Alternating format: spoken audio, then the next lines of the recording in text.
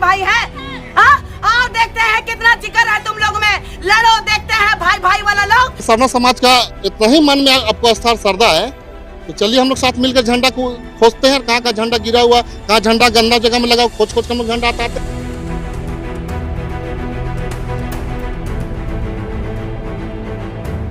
केंद्रीय सरना समाज के अगर अध्यक्ष थे तो सीरम टोली में काहे दलाली खट लिए? दलाली करने के बाद हमारी बहू बेटियों बच्चियों को आपने कहा चीर दूंगा। आओ ना देखती हूँ कितना औकात है तुम पे कि चीरने की बात करते हो। इतना झंडा को लेकर के वाद विवाद बढ़ा रहे हैं तो कहीं न कहीं माल का जब हरियाणे का जो बात हो रहा है लोगों का, उसमें कहीं लोग आपत्ति हो रहा है। जब पोल खुल रहा है तब जाके लोग सरना ईसाई कर रहे हैं। नमस्कार साथियों, मैं गोपाल महतो। जहाँ पे मैटर बड़ा होता है वहीं पे जेल कैम्प खड़ी होती है। जी हाँ, आप सही सुन रहे हैं।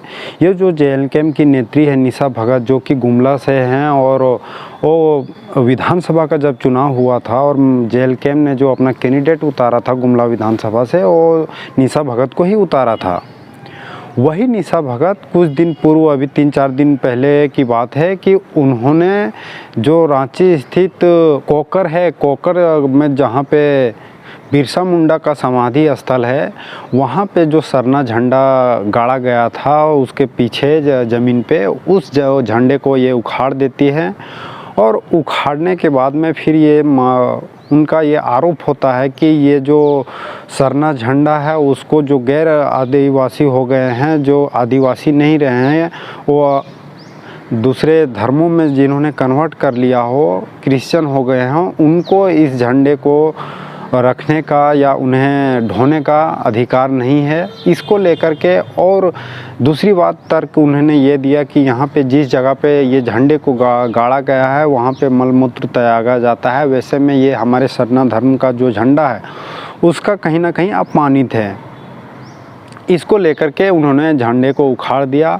बाद में जो अजय तिर्की हैं, जो कि सरना समिति के अध्यक्ष हैं, वो फिर से वो जो चैलेंज एक्सेप्ट करते हैं कि ये जो निशा भगत है, जो जेल कैम्प की नेत्री है, जयराम महतो पार्टी की ये सदस्य है, वो अगर इस तरीके से अपना भाव प्रकट करती है और हमारे सेंटिमेंट के साथ में खेलती है, हमें उल्टे सीधे बोलती हैं, तो ऐसे में उन लोगों ने फिर डिसाइड किया कि ये जो झंडा को उखाड़ा गया है इसको फिर से हम लोग बृहस्पतिवार को, यानी कि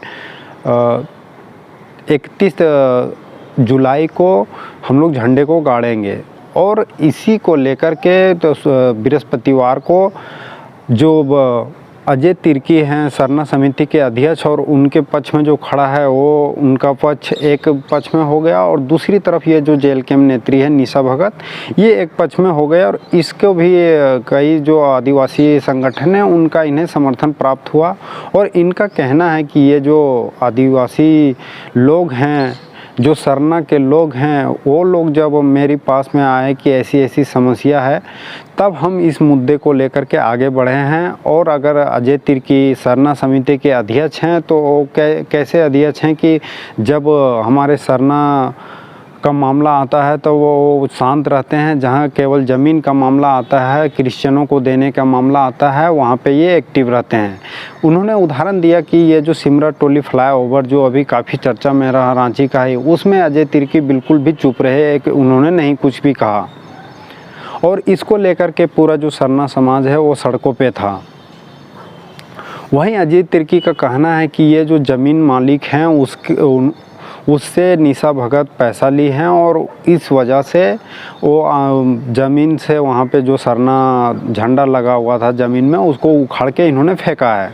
वहीं जो ये पूरा मामला है ये इतना ज़्यादा तूल पकड़ लेता है कि फिर सरना वर्सेस क्रिश्चियन होने लगता है। और एक क्रिश्चियन लेडी होती हैं जो ये कहती हैं कि अगर पूरे रांची के जो क्रिश्चियन हैं वो अगर निकल जाएं तो फिर बहुत ज़्यादा दिक्कत हो जाएगी। एक तरीके से उन्होंने ये धमकी दी कि सारे क्रिश्चियन अगर एकत्रित हो जाते हैं तो फिर सरना लोग हैं या जो और दूसरे समुदाय के लोग हैं उनका क्या स्थिति होगा। बाद में इतना मामला तूल पकड़ने लगता है कि दोनों पक्षों को फिर वहाँ पुलिस द्वारा हटाया जाता है और जो झंडा गड़ने की बात होती है वो फिर नहीं गड़ी जाती है। लेकिन जब ये इस पूरे मसले को देखें तो ये जो मामला है एक्चुअली ना क्रिश्चियन का है ना आदिवासियों का है, लेकिन ये मामला ज़रूर है कि जिस हिसाब से आदिवासियों का क्रिश्चियन में कन्वर्ट हो जाना ये लगातार होते आ रहा है। इसको लेकर के अलग अलग समय पर कई लोगों ने आवाज़ भी उठाए हैं, लेकिन उससे बढ़ के कहीं ये मामला ज़मीन का है। और जैसा कि JLKM का कहना है कि जो हमारी संस्कृति है, जो हमारा जल है, जंगल है, उसको हमें बचाना है। तो यहाँ जब ज़मीन की बात आई तो JLKM का यहाँ पे कूदना एक तरह से कहीं ना कहीं उसकी जो विचारधारा है उसको भी लेकर के हम लोग देख सकते हैं।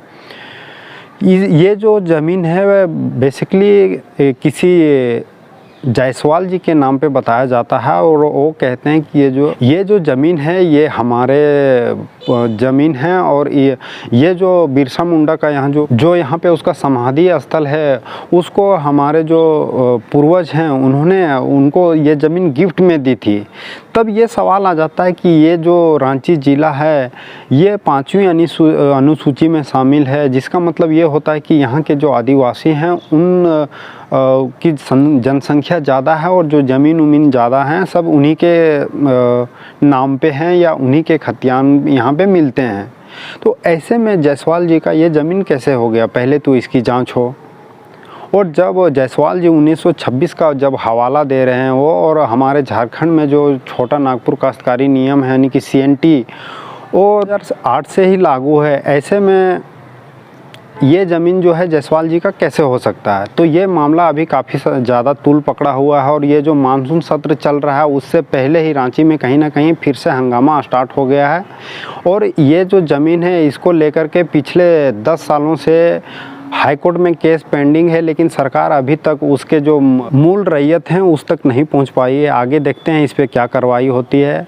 और अभी विधानसभा का जो मानसून सत्र है ये भी चालू हो गया है, तो इसको लेकर भी जो अपडेट आएगी उस सब से भी हम आप लोगों से जुड़े रहेंगे। मिलते हैं फिर किसी दूसरी वीडियो में, तब तक के लिए आप सभी को एक बार फिर से जोहार।